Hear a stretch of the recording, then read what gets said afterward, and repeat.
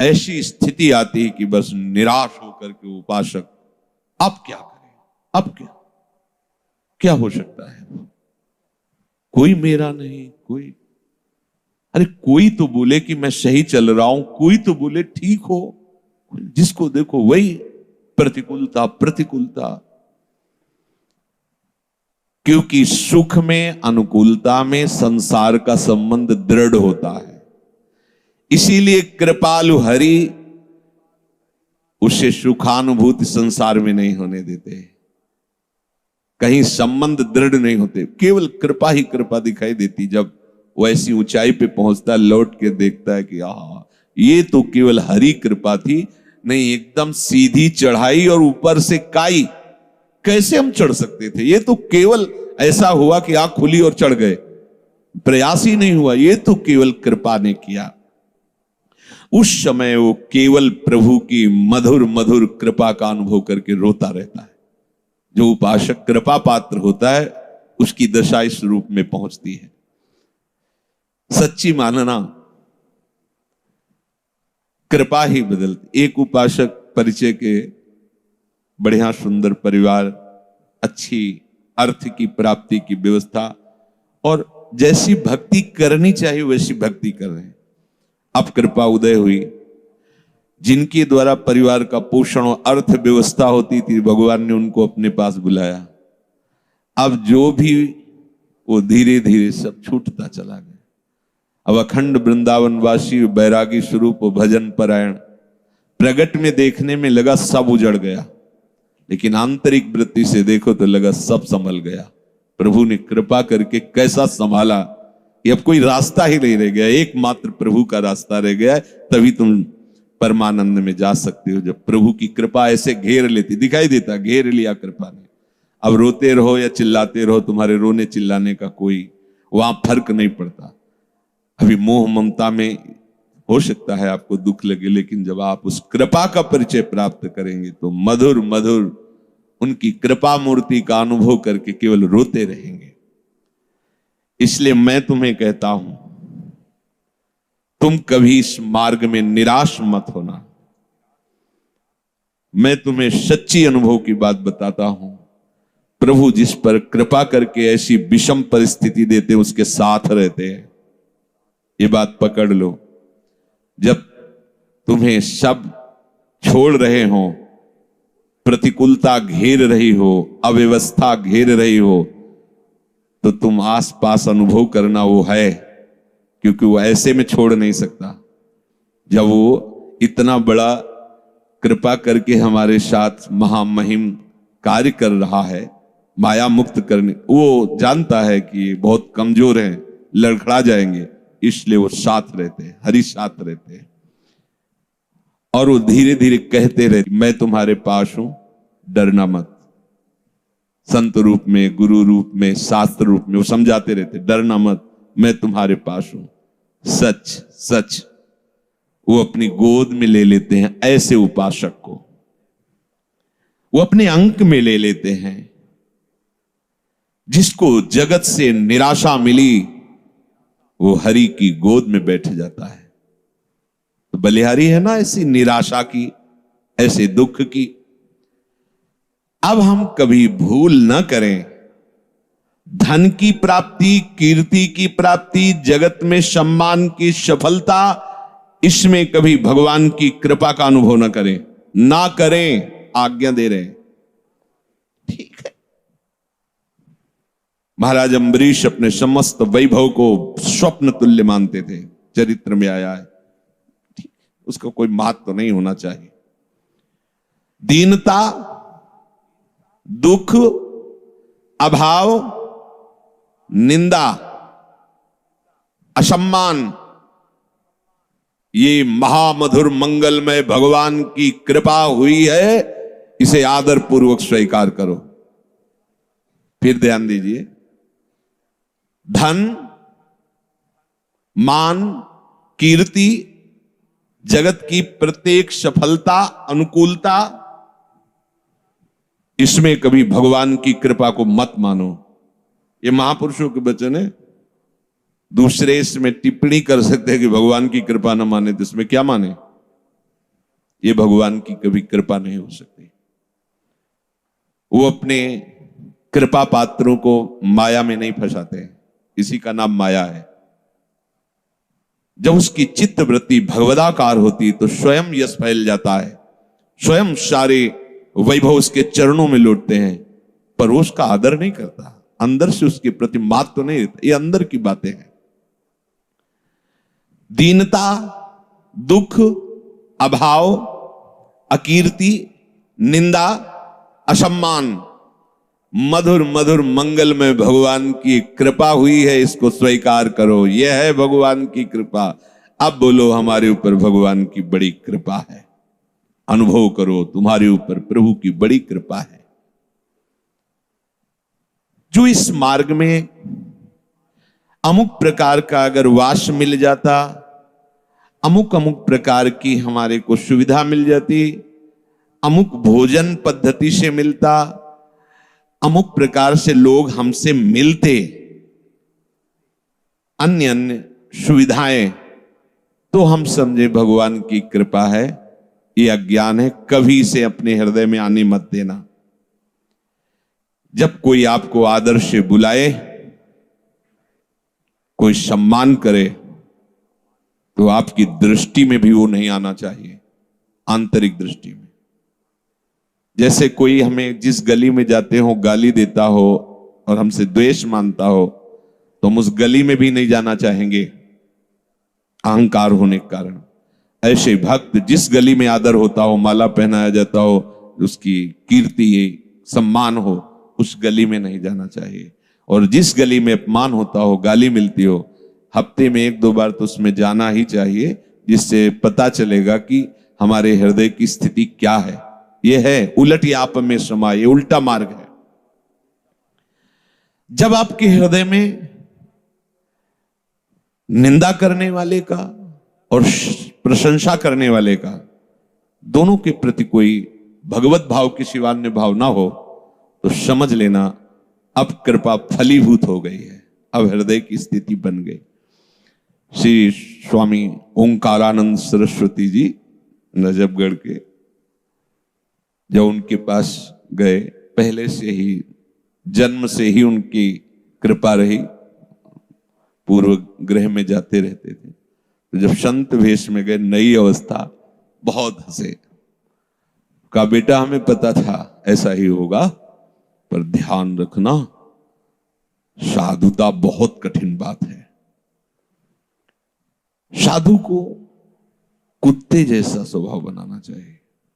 मुझे समझ में नहीं आया साधु स्वभाव और कुत्ते का स्वभाव। महाराज जी मेरी समझ में नहीं आया। बहुत ब्रह्म प्राप्त महापुरुष तेजों में एकांत खंडहर गंगा किनारे रहते थे, कोई सुविधा नहीं किसी भी तरह। कोई एक अल्मोनियम का कटोरा जैसे भिक्षुक लोग रखते हैं, ऐसे ही बस रखा रहता, उसी में जो भिक्षा आई पा लिया। ऐसे बोले बेटा जैसे कोई साधु को आदर से बुलावे कि आओ भिक्षा ले लो, जब वहां पहुंचे और दबका के भगा दे, वो 4 कदम चले फिर आदर से आओ, तो बोले उसको सोचना भी नहीं चाहिए कि अभी तो दबकाया था फिर बुला क्यों रहा है। ऐसे अगर 10 बार बुलाए तो 10 बार वापस हो जाना चाहिए। जैसे कुत्ता है, आप टुकड़ा डालो और फिर दबका दो, फिर आप पुचकारो, फिर आ जाएगा, फिर ऐसा स्वभाव होना चाहिए। और साधु को मन को ऐसे मारना चाहिए। 2 उपदेश उन्होंने उस दिन पहले दिन दिए थे। जैसे बंदर सांप को मारता है, हमने कभी देखा तो था नहीं, तो बेटा वो बड़े भाव में एकदम बच्चों जैसा स्वभाव होता है, जो ब्रह्म प्राप्त महापुरुष बंदर जैसे सांप को ऐसे पकड़ता है और खूब हंसते, ऐसे वो एकदम ऐसा लगता हंसी की धारा आ रही, आनंद की धारा, लाल चेहरा हो जाता है। बोले वो उसको लेके से पेड़ में ऐसे ऐसे घसता है उसके मुंह को, फिर कान में लगाता है, अगर थोड़ा भी सूं हुआ फिर घसता है, मरने पर भी उस घसता रहता है। बोले ऐसे ही उपासक को अपने मन को मारना चाहिए। जरा भी हलचल मन में समझ में आए फिर नाम भगवत चिंतन, वाणी ब्रह्म चिंतन इतना रगड़ दो कि मन मर जाए, फिर साधु हो जाता है। तो मानापमान की भावना का त्याग भगवत कृपा से ही होता है। जगत में चाहे जितनी प्रतिष्ठा हो ये स्वप्नवत है, कोई बात ना। आंख मूंदी चाहे जो कुछ बने रहे हो, अब तुम्हारे कर्म तुम पे लागू होके कहां ले जाएंगे? ये पद प्रतिष्ठा कोई तुम्हारे साथ नहीं जाएगी। भगवान जब देखते हैं कि हमारे भक्त का बुखार बढ़ रहा है अहंकार का, तो बिना किसी अपराध के वैसा जाल रचते हैं कि उसका अपमान होता है और निंदा होती है। अहेतु की कृपाल है, बस अपने उनकी कृपा को समझ नहीं पाते। वो रचते हैं, आपको लगेगा मैंने ऐसा कुछ नहीं किया, क्या मैंने किया, क्या अपराध था, ये सब क्यों बवंडर हो रहा है, गाली दे रहे हैं लोग, निंदा कर रहे हैं, हमने क्या किया, कौन से गलत कार्य कर, कुछ नहीं। ये भड़बड़ाने की जरूरत नहीं, ऑपरेशन हो रहा, चुप शांत थिएटर पे हो। तुम्हारे अहंकार का बुखार कहीं बढ़ रहा है, तुम्हें समझ में नहीं आ रहा, पर उस कृपा सिंधु ने देख लिया, सर्वज्ञ है ना। अब वो बिना किसी कारण के जाल रचेंगे, आपका अपमान होगा, निंदा होगी, और निंदा उसी से करवाएंगे जिससे प्रतिष्ठा होने की संभावना है। निंदा, अपमान, अकीर्ति, तिरस्कार, अप्रतिष्ठा, बिना दोष के लांछन, जब ये तुम पे बरसने लगे तो समझ लेना प्रभु दूर नहीं नजदीक ही हैं, मिलने वाले हैं। कौन चाहता है भगवत प्राप्ति? है? कौन चाहता है? बातें बनाना अलग है, प्रभु जिसको प्यार करते हैं उसको अपने समान बनाते हैं, ये भगवत समान बनाते हैं। इन्हीं में तो हम फंसे हैं, और ये तो सब अहंकार का पोषण करके बार बार जन्म मरण इन्हीं से तो होता रहा है। हम उन कृपालु की कृपालुता को ना समझकर हम समझते हैं भगवान अब हम पर अपनी कृपा हटा ली है, इसीलिए पग पग पर हमें विपत्तियां मिल रही हैं। जब तक किंचन मात्र भी आदर, सम्मान, कीर्ति, ये हमारे प्रिय मित्र हैं, ये हमारे प्रिय संबंधी हैं, ये हमारे बंधु बांधव हैं, और ये हमारे कहने पर प्राण भी त्याग सकते हैं। अगर ऐसी किसी के भी प्रति बात हो तो हटा देना, नहीं तो ऑपरेशन शुरू हो जाएगा। बहुत कृपालु हैं प्रभु। तनिक सी कृपा कोर सब तुम्हारे इन मानसिक कल्पनाओं का विनाश कर देगी। डरते रहो इस बात से, किसी को अपना मत कहना, नहीं धोखा हो जाएगा। या तो विवेक से आपके अंदर से अपनापन हटा देंगे, सामने से ही हटा देंगे। अच्छा कहते भगवान ऐसा क्यों करते हैं, उसने क्या लिया था, तो वही तो है उसमें, और कौन है, वो अपने आप को समेट लिए। एको हम बहुश्यामा, बहुश्यामा से एको हम। कोई पाप हुआ, कोई अपराध हुआ, वहां तुम्हें देखने में लग रहा था कि माताएं, भाई हैं, बेटा, ये मित्र है, ये अमुक, तुम्हें लग रहा था, और वही तो एको हम बहुश्यामा, वही तो बने हुए थे, अपने में समेट लिया। अब तू नहीं समझ पा रहा है कि मैं इन सब रूपों में, तो देख ये सब रूप मेरे ही, समेट लिया। अब केवल हरिशरणम। अब जब लोग कहें कि अच्छा चलो भक्त के साथ से, लेकिन सामने वाले ने क्या किया था, तो सामने वाला प्रभु ही तो था, वो नहीं जान पा रहा है, इसलिए जनाने के लिए उसको अपने में लीन कर लिया, क्योंकि वही बने हुए थे। अब एक ही रह गए, हरि। अब चल,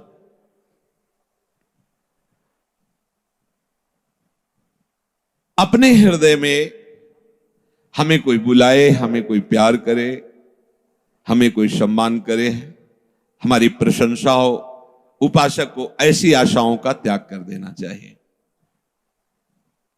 जब ऐसी आशाओं का त्याग होता है तभी भक्ति से बुद्धि भगवत युक्त मानी जाती है।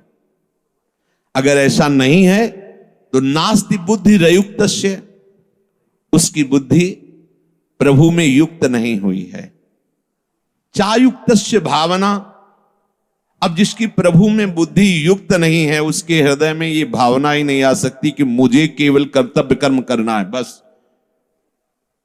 मैं भगवत मार्ग का पथिक हूं, उपासक हूं, मुझे वही करना है जो मेरे शास्त्र और गुरुदेव कहते हैं। अगर बुद्धि प्रभु में स्थित नहीं है, भोगों में स्थित है, तो ये निश्चय ही नहीं कर सकता, नहीं कर सकता। सब देखने को मिलता है। मन और इंद्रियों का संयम करना उपासक का मुख्य कर्तव्य होता है, और यह होता है भजन से। भजन से विवेक पूर्ण बुद्धि मन और इंद्रियों को गलत मार्ग में जाने से रोकती है। जिसका मन और इंद्रियां संयमित नहीं है, वो असंयमी पुरुष कभी मेरी प्राप्ति की भावना ही नहीं कर सकता। नास्ति बुद्धि रेयुक्त से न चायुक्त से भावना नहीं कर सकता। मन और इंद्रियां हलचल मचाए हुए हैं भोगों के लिए, मान सम्मान के लिए, जैसा भी आपने सुना। वो कभी मान चाहता है, कभी सुख चाहता है, कभी आराम चाहता है, कभी धन चाहता है, कभी भोग चाहता है। भीतर ही भीतर उसके सब खलबलियां मचती रहती कामनाओं की। इसलिए वो निश्चय ही नहीं कर पाते कि मुझे प्रभु चाहिए, मुझे प्रियालाल चाहिए। और जिसकी बुद्धि प्रभु में नहीं लगी, अर्थात मेरे को केवल कर्तव्य पालन करना है, भगवत प्राप्ति तो गुरु कृपा से होगी, मैं एक भी अक्षर उनकी आज्ञा का उल्लंघन नहीं कर सकता, कुछ मिले ना मिले, इसे कहते हैं युक्त बुद्धि। तो नचायुक्त से भावना, जब कर्तव्य पालन की तुम्हारे अंदर बात ही नहीं आई, तो कामना, आसक्ति, नाना प्रकार की भोग वासनाएं ये अंदर बनी तो रहेंगी। और जब तक इनका त्याग नहीं होगा तब तक भावना ही नहीं बनेगी कि हम प्रियालाल को कैसे रिझाएं, प्रियालाल को कैसे प्राप्त करें। भावोत्सवेन भजतामृष कामधेनु, जब तक बुद्धि युक्त नहीं हुई तो भावना ही नहीं बनेगी। न चाभाव यतः शांति, जब तुम्हारी भावना ही नहीं बनी है तो तुम्हें शांति कैसे प्राप्त हो सकती, विश्राम कैसे मिल सकता है। वो अशांतस्य कुतः सुखम, जो अशांत है हृदय, वो दिव्य सुख का अनुभव कैसे कर सकता है। ये अहंकार का पोषण करने का स्वभाव उपासक छोड़ दे। कई उपासक जिसे बताते, हम नित्य लीला में प्रवेश, हम बार बार इसलिए कह रहे हैं कि वास्तविक नित्य लीला में प्रवेश कराना हमारे आचार्य, हमारे गुरुजनों का प्रयास है। जो रसरीत सबंते दूरी, सो सब विश्व रही भरपूरी, मूर्ख जीवन कह दे। वो नाटक करने के लिए तुम्हें आदेश नहीं करते, तुम्हें वास्तविक लीला में प्रवेश कराना चाहते हैं आचार्य, महापुरुष जन। आप उनकी आज्ञा के अनुसार चलिए।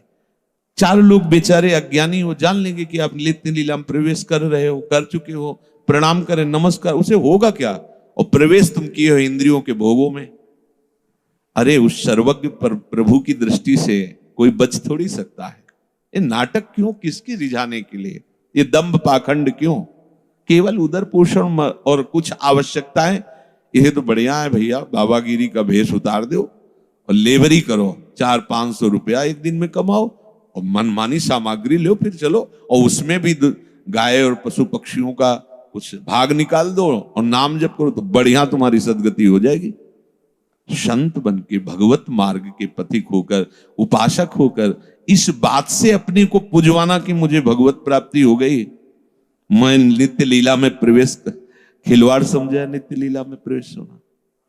अरे रोते रहे बड़े बड़े महापुरुष लाडली जू से, कभी तो कृपा कोर करो। जो अब आप देखो, भोरी सखी सेवा कुंज में जो बंदर भी नहीं खाते थे चने, उन ठुड्डियों को बिन करके एक मुट्ठी यमुना किनारे, कितनी जितेंद्रियता है, कितना संयम है। किसी से कोई, वो रोते थे श्री जी के लिए। पूरा जो भोरी सखी के पद हैं आप पढ़ के देखो, उनमें कैसा उनका प्रेम बरस रहा है पदों में। अगर हम वास्तविक नित्य लीला में प्रवेश होना चाहते हैं तो हमें अपने मन और अपने इंद्रियों को प्रियालाल के उच्छिष्ट में ही संयमित करना होगा। और बुद्धि में निश्चय करना है कि चाहे जितना तुम हमें प्रलोभन दो, चाहे जितना तुम हमें आकर्षित करो, इस जन्म में चूक होने वाली नहीं। इस जन्म में मुझे प्रियालाल चाहिए। किसी के द्वारा दिए हुए सम्मान को कभी स्वीकार मत करना, ये बहुत बड़ा जहर है।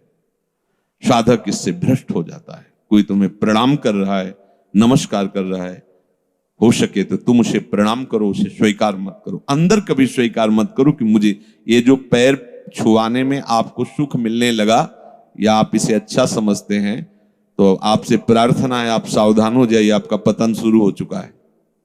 कोई भी हो, अगर जो झुक करके आपको प्रणाम कर रहे हैं, पैर छू रहे हैं और तो आप समझ लीजिए कि आपने अपना पतन शुरू कर दिया है। आपकी स्वीकृति, वो आपको गाली दे तो कोई फर्क नहीं, कोई प्रणाम करे तो कोई फर्क नहीं होना चाहिए। अगर फर्क है अंदर में तो तुम देख लीजिए। शरीर स्वस्थ हो तो अगर तुम्हें कोई पंचांग प्रणाम कर रहा है तो तुमको भी पंचांग प्रणाम करना है, नहीं करना है तो स्वीकार ही नहीं करना है, राधे भी नहीं बोलना। जल्दी तुम्हारी श्रद्धा है प्रणाम, जब आप बोलोगे नहीं तो वो अगर दिखाने के लिए प्रणाम करे बंद कर देगा। अगर वो श्रद्धा से प्रणाम कर रहा है तो जिसको प्रणाम कर रहा है वो देख लेगा। स्वामी को प्रणाम कर रहा है, हम स्वामी के दास, अपने को स्वीकार नहीं करना। प्रणाम नमस्कार वंदना आदर इस वेश का हो रहा है, वेश आचार्य और गुरुदेव का है, श्री जी का है। मुझे बिल्कुल नहीं कि ये आदमी प्रणाम किया साष्टांग और कैसे, नहीं, उससे तो बोलना ही नहीं। बिल्कुल ये नियम सम्मानम कल्याति घोर गरलम, समझोगे नहीं तो फिर ये सब प्रवचन चलता रहेगा, तुम सुनते रहोगे और अध्यात्म उन्नति नहीं होगी। यदि भगवत मार्ग में आपको इसी जन्म में भगवत प्राप्ति करनी है तो बहुत सावधानी की यह आवश्यकता है कि प्रियालाल के सिवा हमें कोई नजर ना आवे, प्रियालाल के सिवा कुछ अच्छा ना लगे। और ये बीच में आकर के इतना बाधा पहुंचाते हैं, सम्मान कीर्ति, कि ऐसा लगने लगता है कि जीवन का लाभ तो यही है ना। जब चार लोग हमको संत मान के प्रणाम करते हैं, हमारा यश की बहुत अच्छे महात्मा है, भजनानंदी है, अंदर लगता है चलो जीवन का कुछ तो मिला, गए गए, माना कुछ मिला लेकिन सब कुछ छूट गया। कभी मत पकड़ना इस बात को, सबको प्रणाम करो, तुम्हें जो प्रणाम कर रहे हैं उसे स्वीकार मत करो, अंदर से स्वीकृति नहीं। बाहर से नहीं कि कुछ जैसे साधक समझ नहीं पाते तो झिड़कने लगते हैं, ये क्या चरण छूना प्रणाम, नहीं नहीं, उसकी भावना उसकी श्रद्धा है, पर वो जिनको कर रहा है हम उसे स्वीकार नहीं करेंगे, मुझे कर रहा है नहीं, मेरी लाडली कर रहा है, वो जाने वो हिसाब कर।